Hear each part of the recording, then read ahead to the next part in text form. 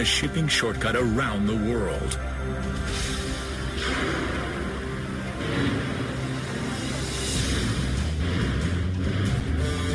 But now this 19th century marvel is struggling to keep up with 21st century demand.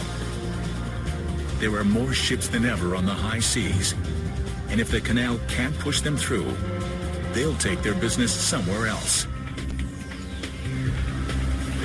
It's a make or break moment for this mega mover, and it will take an army of men and machines for it to keep up with the competition.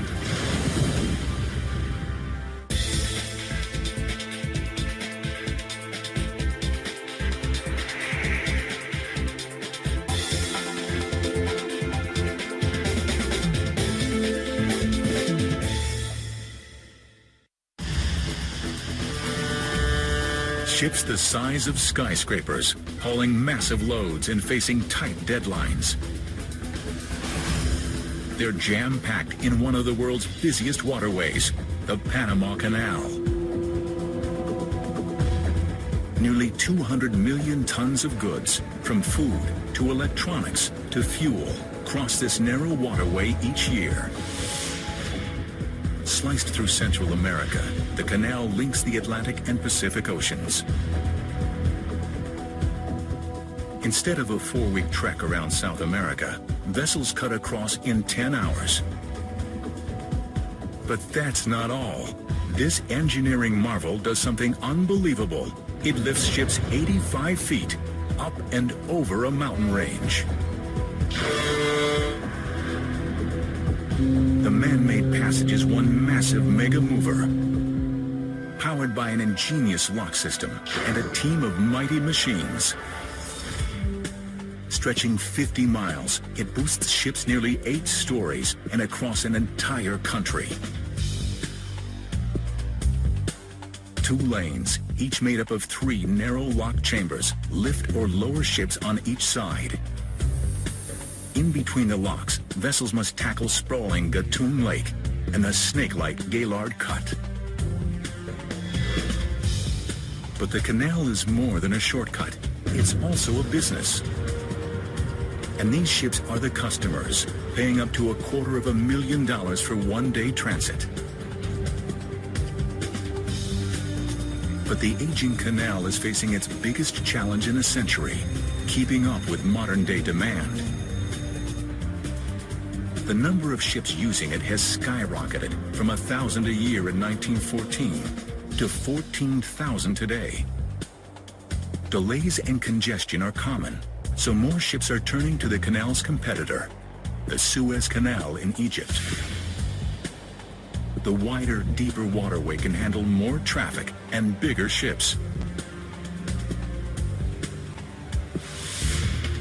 If Panama wants to keep pace with its competitor, the canal must push through more ships than ever before. And 2 giant vessels are already speeding toward it from opposite directions. Both will push the canal's machines to their limit. The southbound container ship, the Maersk, is heading from the U.S. East Coast to the Far East. And she's anxious to be on her way. Stretching nearly 1,000 feet long and 100 across, she's classified as a Panamax, the biggest ship the canal can handle.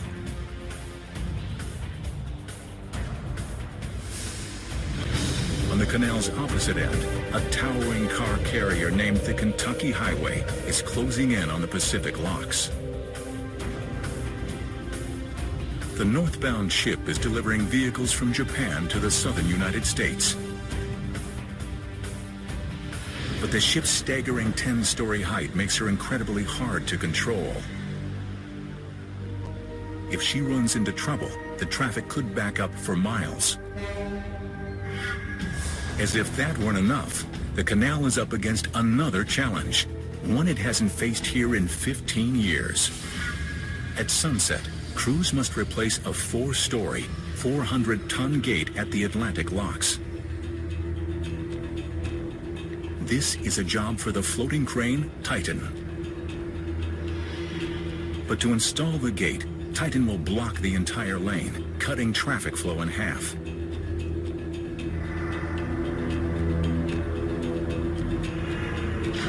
The canal can't spare more than 4 hours for the operation. But crews can't turn their attention to the gate yet. The Medi Maersk is heading straight for them, barreling down on the Atlantic locks. With containers stacked 6 high and 13 wide, she weighs 56,000 tons. She's a backbreaker, even for the canal's champion powerlifter, the triple locks. Each of the 3 lock chambers stretches 1,000 feet, nearly long enough for the Eiffel Tower to lie flat. Some locks are so high, 6 tractor trailers could sit atop each other. And a single chamber can pack in nearly 3,000 school buses. When they were built, the locks were the world's largest, but today's vessels like the Medi stretch them to their limit. The container ship will have just 17 feet to spare on either end, and just 24 inches on the sides. It will be like squeezing a hippo into a bathtub. She can't do it alone. She would risk hitting the lock walls and crumpling her hull, or slamming into the gates, causing costly damage. The canal must call in a team of men and machines to position the Medi perfectly. 6 a.m., the canal's elite pilots take the helm. They must train for 8 years before navigating this tricky waterway.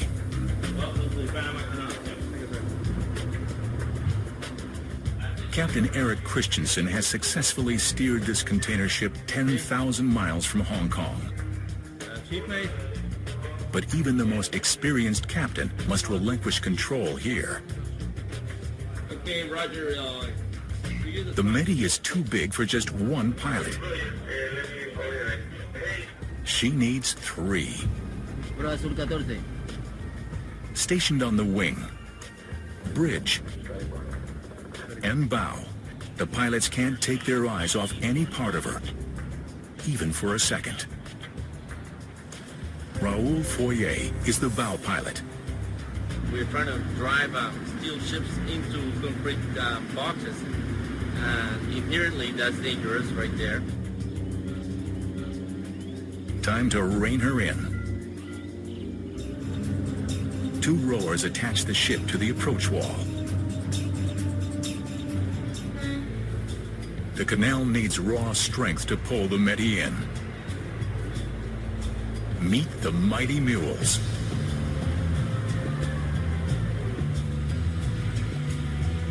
They may look mini next to the ship, but they pack a powerful punch. Each one can pull 35 tons, enough force to hold 9 SUVs. But at 56,000 tons, the Medi's so heavy, 8 mules strain to pull her forward, without smashing the sides. There are inches to spare.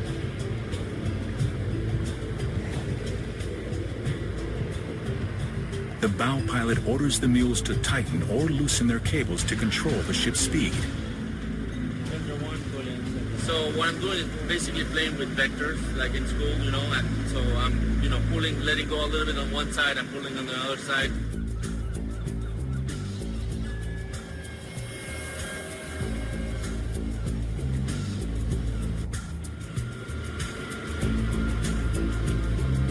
Finally, she's in.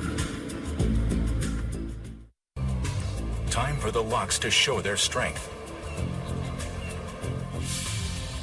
Down below, the lock floor erupts. 100 valves blast open, and water explodes. 26 million gallons shoot from the upper lock to the lower one without pumps. Gravity creates this awesome force. Pretty amazing considering this system is 100 years old. One more boost, and the Medi clears the first hurdle. her pilots can relax for now. But trouble looms 50 miles away. The canal is about to take on the northbound car carrier, the Kentucky Highway, a ship even trickier than the Medi Maersk. The canal's machines must perform perfectly, or they'll lose control of her. And this backed-up waterway can't afford any accidents. The Kentucky Highway speeds toward the Panama Canal's Pacific locks.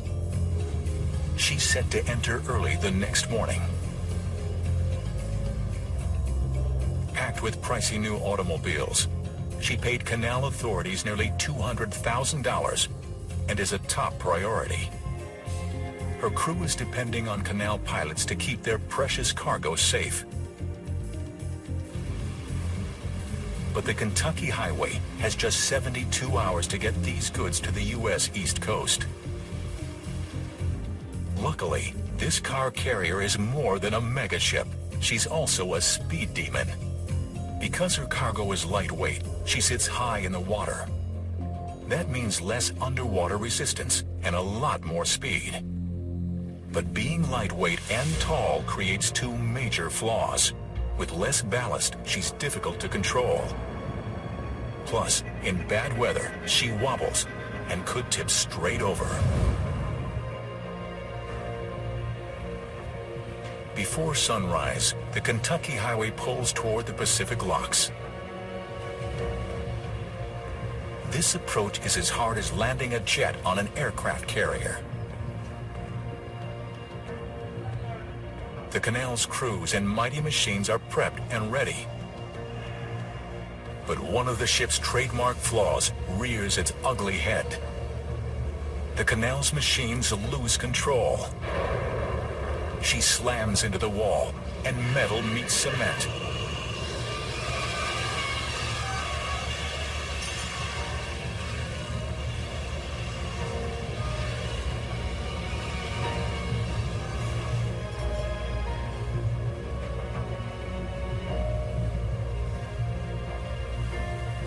Fortunately, the ship is not seriously damaged.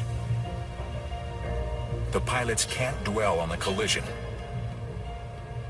With ships lined up behind them, they must steer the Kentucky Highway through the narrow locks. The ship must pass through 3 locked chambers. The first is at sea level, but the canal's waters are 85 feet above sea level.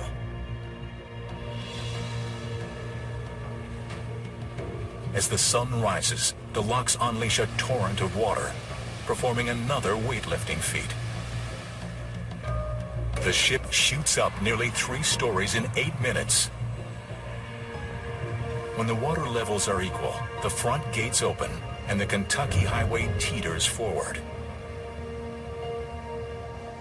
And the whole process repeats. 2 locks down, 1 to go. But right now, the canal must deal with another challenge at the Atlantic locks. A 400-ton gate is ready to be installed. The canal can't perform this major maintenance without a power lifter. Enter Titan. Standing 23 stories high, this floating crane is on a tight schedule. Gate installation used to take 10 hours. Tonight, Titan will attempt it in 4. Even that brief a holdup will stop 6 ships from transiting, costing the canal more than $300,000. This operation won't be easy. Titan must connect the gate in 2 places. The first is underwater where the gate pivots. The second is above water on a narrow hinge. And each gate is enormous, standing an average of 6 stories high and weighing as much as 3 747s. Before Titan gets moving above water, the canal's divers need to make sure everything's ready below the surface.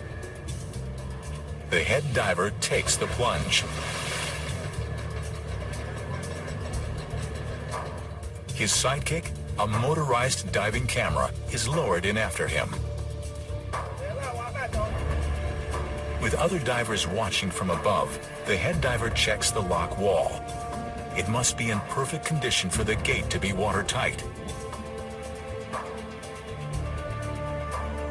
Now, down to the very bottom to make sure the underwater pivot point called a pintle ball is clear. Rocks or debris could block installation. Everything is set. The divers are done for the day, but the motorized camera sticks around just in case. 50 miles away on the Pacific side of the canal, the Kentucky Highway is in the final lock chamber preparing to exit. But mules no longer control the ship, and in these narrow confines, the risk of collision is high. As the pilot pulls away, both he and the captain realize they have a serious problem. The ship next to them is pulling out at the same time, and they're too close to each other. Now, suction pulls both of them backwards. If they collide, the Kentucky's hull could be sliced open, sinking the ship. What you can't see is that the ships are displacing enough water to fill 12 Olympic-sized swimming pools. They leave a sort of footprint in their wake. When the ships accelerate, water rushes into their footprints, creating backward suction that can, at first, overpower forward-thrusting engines. Now, the bow of the other ship is on a crash course with the Kentucky Highway's stern.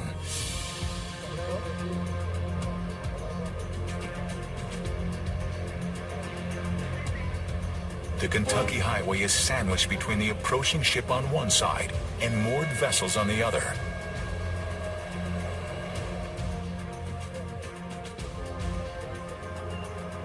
To make matters worse, tugs are on the outside of both ships and in no position to help.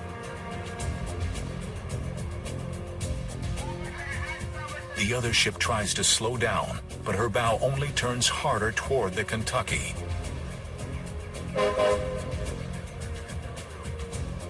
The Kentucky's pilot gives the order to thrust forward.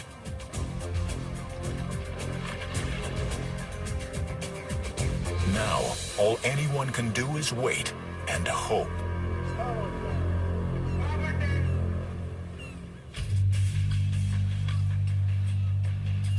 There is only one place in the entire Panama Canal where giant ships meet head-to-head: Gatun Lake. And the container ship, the Medi Maersk, has just entered it. This is the only stretch wide enough for two-way traffic. The lake is big, and canal workers can only maintain a safe depth in a small section of it.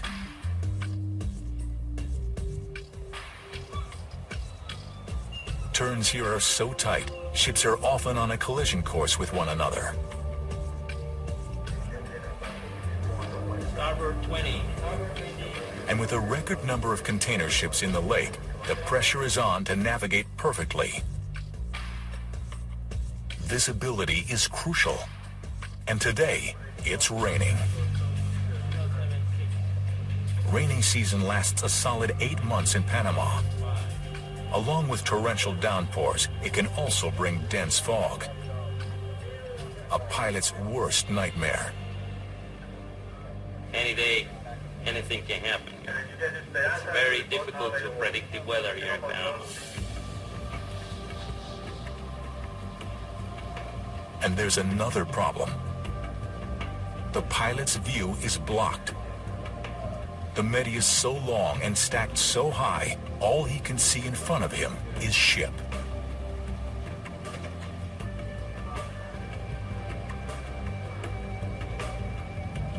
pilot uses buoys in the lake to navigate. Usually he can see 8 buoys. But because of the rain, he can only see 3. When we cannot see the buoys, then we are in trouble. You don't feel like you know where you are, even with the radar. It's kind of scary. So the Panama Canal has equipped their navigators with high-tech tools. Specialized laptops outfitted with GPS and maritime databases pinpoint the pilot's vessel and other ships in the canal. And right now, his tools tell him another vessel is dead ahead. In other waters, the crew would never navigate this close to another ship. The risk of collision would be too high. With the gaps between the ships closing fast, the pilot must multitask at every moment. We have to be listening to the radio to see what's happening ahead. If the visibility is reducing or it's increasing or if the times are changing, we have to be listening to the radio all the time and be aware of the weather. Midship, steady. Steady. What's your rating now? 128. 128.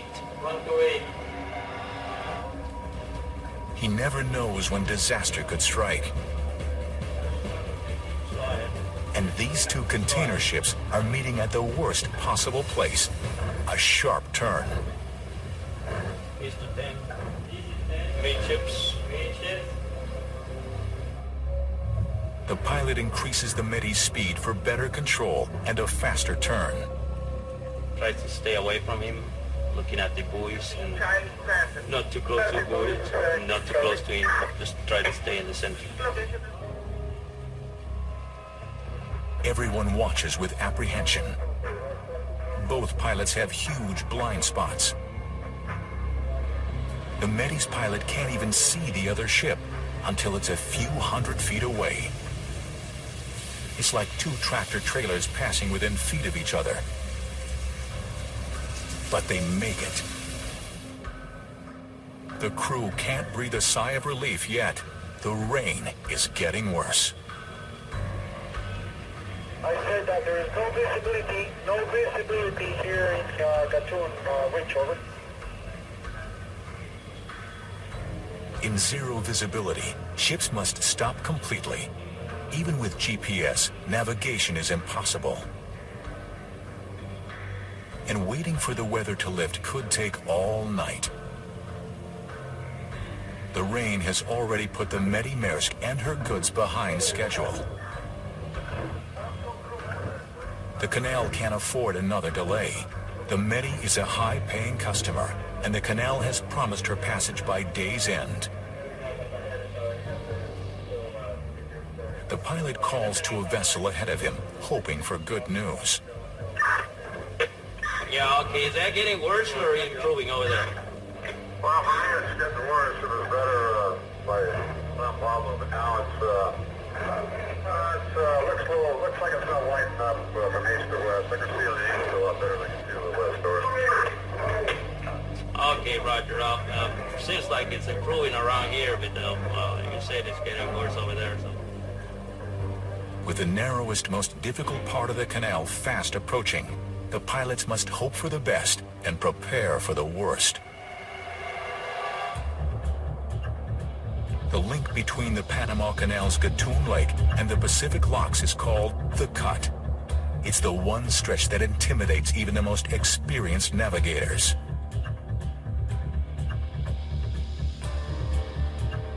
This link is terrifyingly narrow, with sharp twists and turns.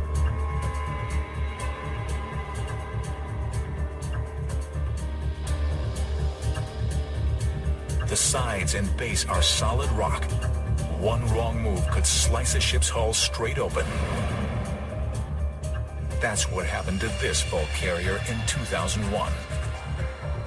It scraped bottom, and the hull flooded, partially sinking the ship. Blasted directly through the continental divide, the cut sits on 2 tectonic plates. Constant geologic activity has created especially unstable rock. As a result, several 100 million tons of soil above ground tumble into the cut every year. The only way to keep the passage clear is with the world's biggest underwater earth movers. Meet the demolition duo. Baru, one of the newest, most powerful drill barges on the planet. And the Christensen, the biggest dipper dredge boat in the world. Together, the canal's dredging team has moved more dirt than original crews did to build the entire canal.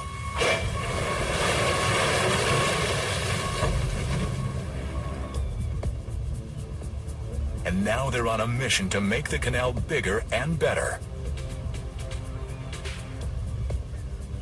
The goal? Get the canal ready for the next generation of super ships. Container ships like the Savannah Express are 100 feet longer than the Medi Maersk and 30 feet wider. And vessels are only getting bigger. There are more orders for post-Panamax, the larger size, the ones that cannot fit through the canal. Those are the ones that are in order. And so if we don't follow along with those trends, we're going to be left behind. Panama is already losing customers to the Suez Canal, the only other shortcut between Asia and the U.S. East Coast. The route takes longer, but the Suez is bigger and by some accounts, cheaper.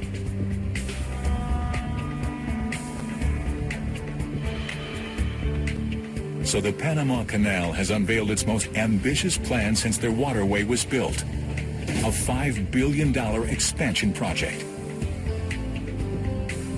The most impressive feature? A third set of locks that would hold twice as much water and extend 400 feet longer. The expansion would double the canal's capacity.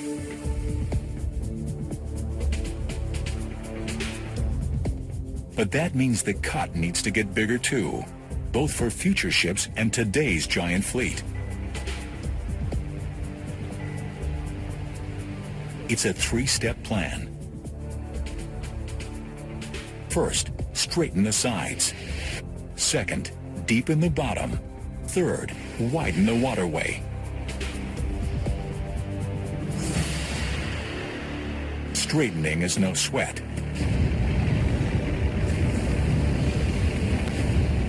Land-based crews obliterate the cut's sides with explosives.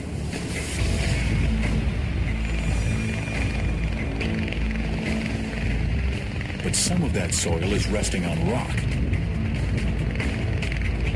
So for step 2, deepening, the canal needs its rock star, Baru.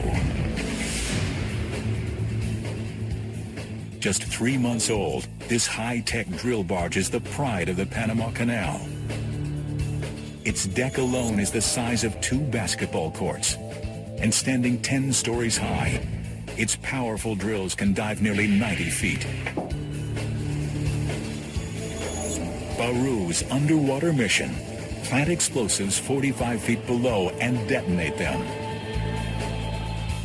With more giant ships today than ever before, the canal is counting on Baru to clear the way. Time to dive in. The drills shoot downward until they hit bottom. It's heavy metal versus rock. The drill bits bore 30 feet deeper. Now, time for the explosives. Each of these yellow tubes contains 7 pounds of explosives. But the crew needs to pack a whopping 140 pounds into the bar. They attach a detonation line, and the explosives head underwater.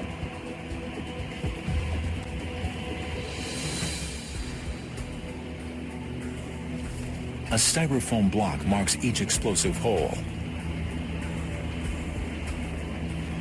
For today's massive blast, there are 40 holes packed with a whopping 3,500 pounds of explosives.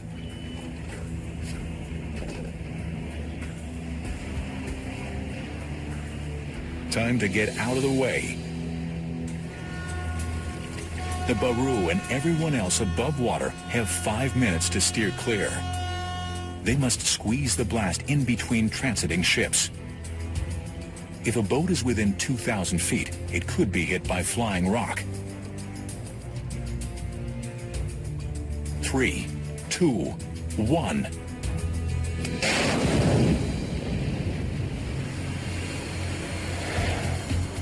That's 2,500 cubic meters of solid rock obliterated.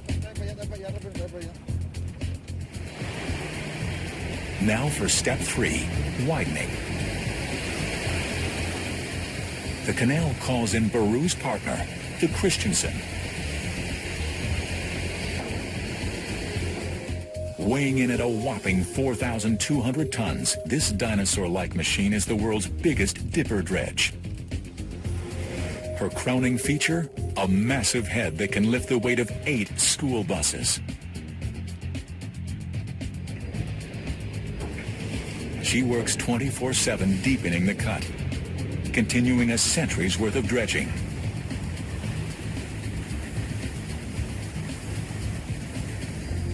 Pete Murata is her captain. If we stopped dredging within a year or two, there wouldn't be enough water to pass the size ships that we pass now. The soil and silt are no problem for the Christensen's giant mouth, but there are some things even she can't swallow. Often, the Baru's blasts create boulders that won't fit through the Christensen's mouth. Left alone, the boulder could tilt in the churning waters of the cut and gash a ship's hull. The crew has to blow it up, something they tend to enjoy.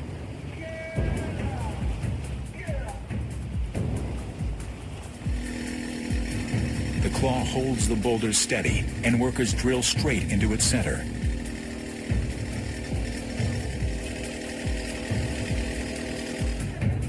The foreman carefully inserts 3 packets of explosives and gingerly pushes them in. The boulder is lowered just below the water's surface. And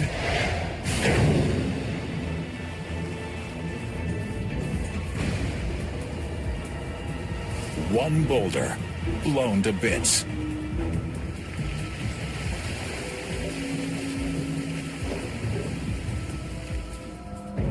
The cut is ready for the Kentucky Highway. But back at the Pacific Locks, the Kentucky Highway isn't ready for the cut.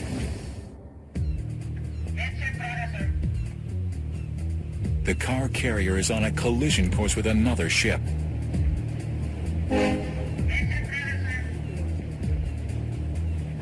The Kentucky's pilot fights to pull her forward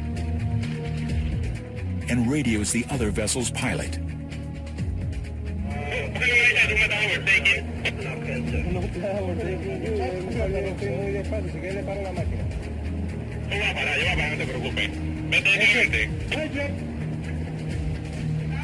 The other ship stops, and finally, the Kentucky's stern clears. But that was way too close for comfort. In the Panama Canal's Gatun Lake, the rain is still coming down, drastically reducing visibility. And the container ship, the Medi Maersk, is in the thick of it. The head pilot has been on duty for 8 stressful hours. Now, he must hand over control to the final pilot. GPS shows the Medi must cross paths with one more container ship before entering the cut.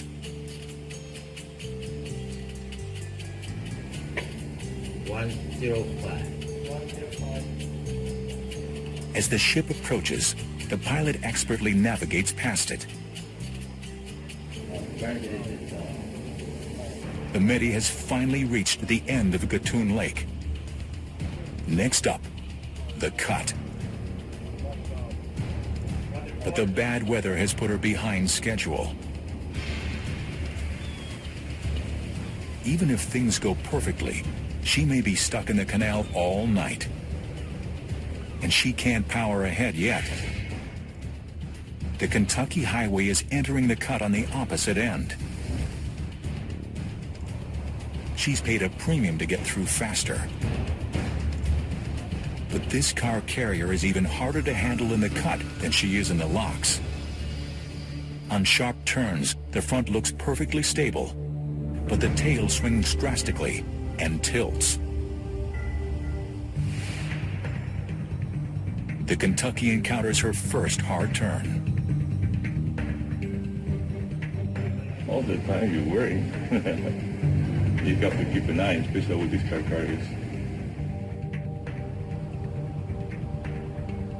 Javier de Orbegozo has been a canal pilot for 16 years. His orders will make or break this ship's passage.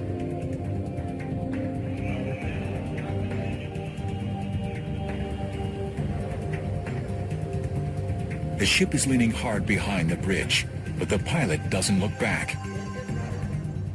He must concentrate on the route ahead and rely on instinct to steer the stern. The Kentucky Highway clears the first turn, and 3 more. At the end of the cut, one final test, squeezing past the demolition duo just 150 feet away. She sails safely past. This is where the cut ends and the lake begins. But half of the canal still lies ahead of this ship, and daylight is fading fast.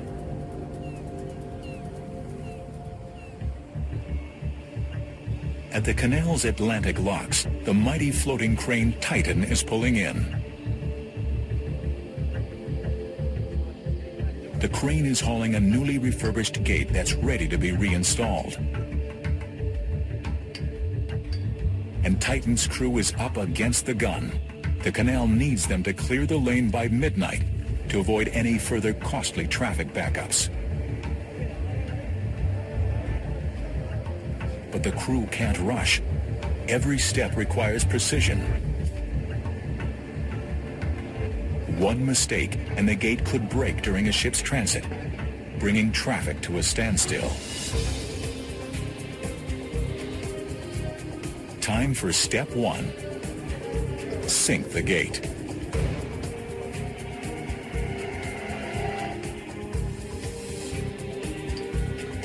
Step 2. Titan must balance the gate on the pintle ball, the bottom pivot point. Titan's powerful hydraulic lifts push the gate forward.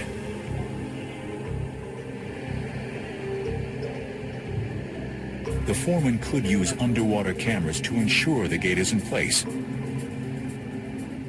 But his gut tells him Titan got it on the first try. They move on to step 3, sliding the gate into the top joint.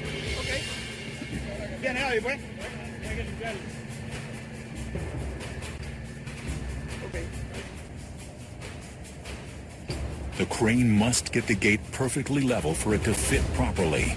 The margin of error is 5/1000ths of an inch.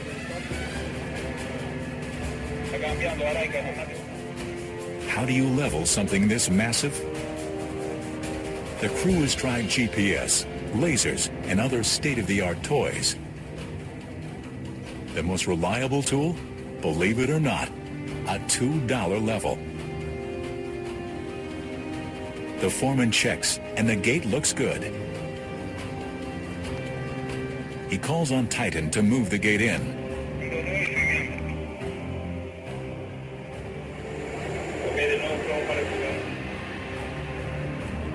The first attempt? Not quite.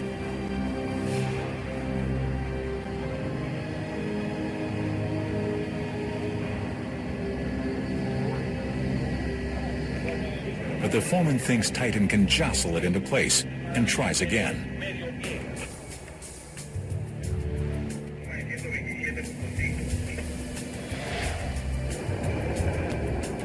Abruptly, he tells Titan to stop. The crane barely brushed the gate against the lock wall, but it was enough to crumble concrete. Now, the crew questions whether the gate was sitting correctly to begin with. Luckily, a diver is standing by. Time for the underwater camera to get in on the action. It dives down and shows that Titan got it right. The gate is on the pintle ball. But there's bad news. That brush with cement broke part of the wall away. And now, that piece is sitting where the gate will eventually nest.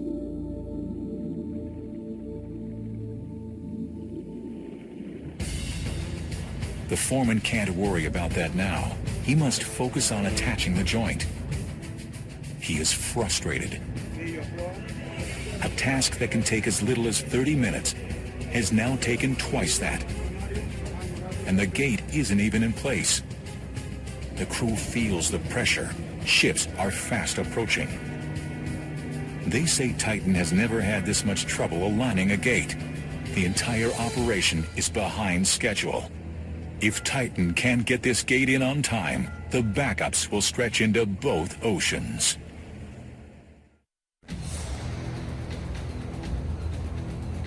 In the Panama Canal's infamous Gaylord Cut, the Megastructures gets a pleasant surprise. The rain has finally stopped. But rough weather has put this container ship behind schedule. And the pilot can't floor it. The only safe speed here is an agonizing 9 miles an hour. He takes turns cautiously, mindful of the rocky bottom that could gash the ship's hull. But the demolition duo did their job well. The Medi proceeds without a single scrape. The Centennial Bridge means one thing. The Megastructures has made it through the cut. The Pacific locks are up next. But the sun is setting, and it's dangerous for the Medi to attempt the locks in the dark. Canal authorities decide they must push the ship through. Ports around the world are relying on her.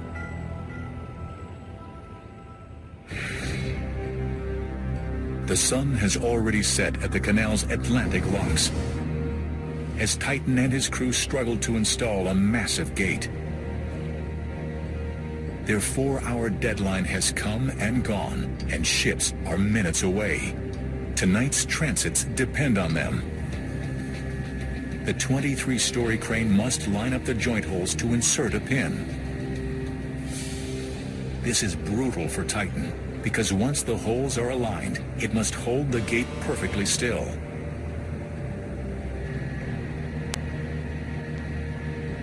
A little wiggling.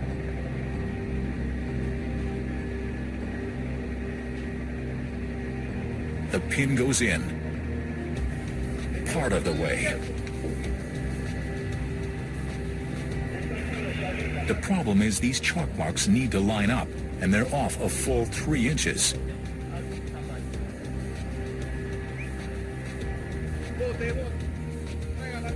Now, the workers must rotate a 500-pound pin. It's one challenging leg press. But it works. The pin goes in. Crews attach a hydraulic jack to open and close the gate. Then welders go to work.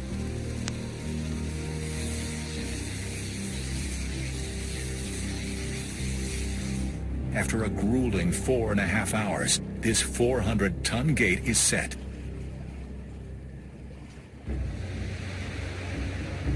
Time to see if it can stand on its own. Titan's claw releases. And success. The gate is secure. But the million-dollar question, does it work? Absolutely. The powerful gate hits the chunk of concrete and crushes it. Nothing is getting in this gate's way tonight. Titan exits and takes a bow.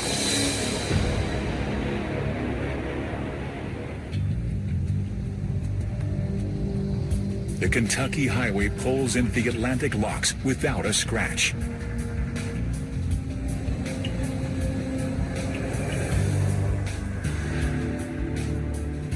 Two more steps down, through one final set of gates, and she is back in open water, heading toward her final destination.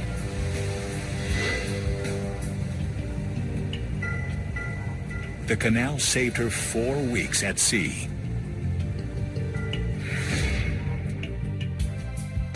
At the Pacific locks, the Medi makes her final exit, giving the canal crew something big to celebrate. Their team of mega machines pulled through nearly twice as many container ships than they ever have before. It's one for the record books.